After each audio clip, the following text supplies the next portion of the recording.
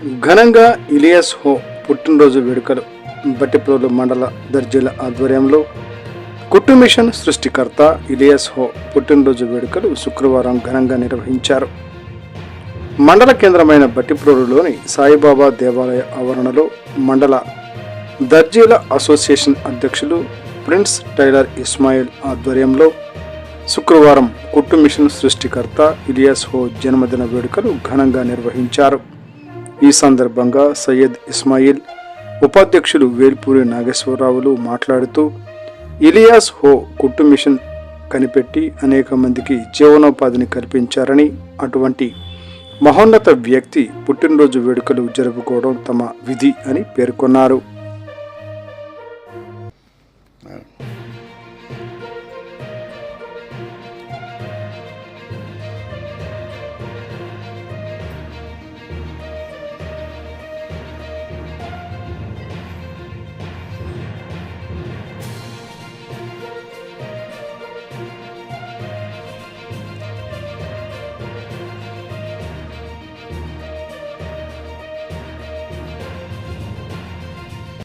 సంవత్సరం ఫిబ్రవరి 28న tailor day జరుపుకోవడం జరిగింది.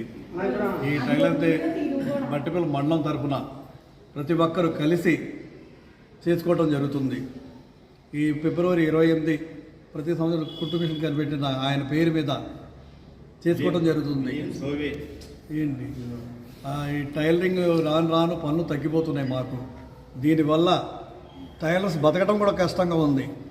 ఏదైనా ప్రభుత్వం ఆదుకొని 50 ఏళ్ళు వచ్చిన వాళ్ళకి పెన్షన్లు ఇస్తూ, ఇళ్ల స్థలాలు, ఇళ్ల పట్టాలు ఇస్తే బాగుంటుందని మేము కోరుచున్నాము. ప్రభుత్వం రెడీమేడ్ దుస్తులు వచ్చిన తర్వాత టైలరింగ్ పూర్తిగా పడిపోయినది.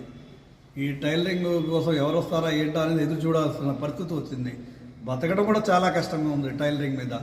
అందువల్ల ప్రభుత్వం ఆదుకోవాలని కోరుచున్నాం. ప్రభుత్వానికి 50 ఏళ్ళు దాటిన వాళ్ళకి పెన్షన్లు, ఇళ్ల స్థలాలు, ఇళ్ల పట్టాలు ఇవ్వాలని కోరుతున్నాం ప్రభుత్వానికి. ఏ ప్రభుత్వం వచ్చినా మమ్మల్ని ఆదుకోవట్లేదు. కనీసం చంద్రబాబు నాయుడు ప్రభుత్వం, పవన్ కళ్యాణ్ గారు ఆలోచించి టైలర్స్ని ఆదుకోవాలని కోరుచున్నాం. 50 ఏళ్లకే పెన్షన్ ఇవ్వాలని కోరుచున్నాం. ఈ సంవత్సరం కూడా ఫిబ్రవరి 28 టైలర్స్ డే రోజు జరుపుకుంటున్నాం. బట్టిప్రోలు మండలంలో మాకు టైలర్స్కి ఏ ఒక్క అవకాశం కూడా లేకుండా పోతుంది. ఈ రెడీమేడ్ దుస్తులు వచ్చినాక పని కూడా సరిగా ఉండలేదు. ప్రభుత్వం వారు, deputy CM Pawan Kalyan, CM Chandrababu Naidu గారు కలిసి ప్రభుత్వం వారు మమ్మల్ని ఆలోచించి టైలర్స్కి 50 ఏళ్ళకే పింఛను మంజూరు చేసి ఇళ్ల స్థలాలు, మాకు టైలర్స్కి షాపులు కూడా ఏదైనా వర్క్ చేసుకోవడానికి అద్దెలు కట్టుకునే పరిస్థితి కూడా లేదు. కాబట్టి ఏదైనా మాకు కరెంటు బిల్లులు కూడా తగ్గియాలని ప్రభుత్వాన్ని మేము డిమాండ్ చేస్తున్నాం.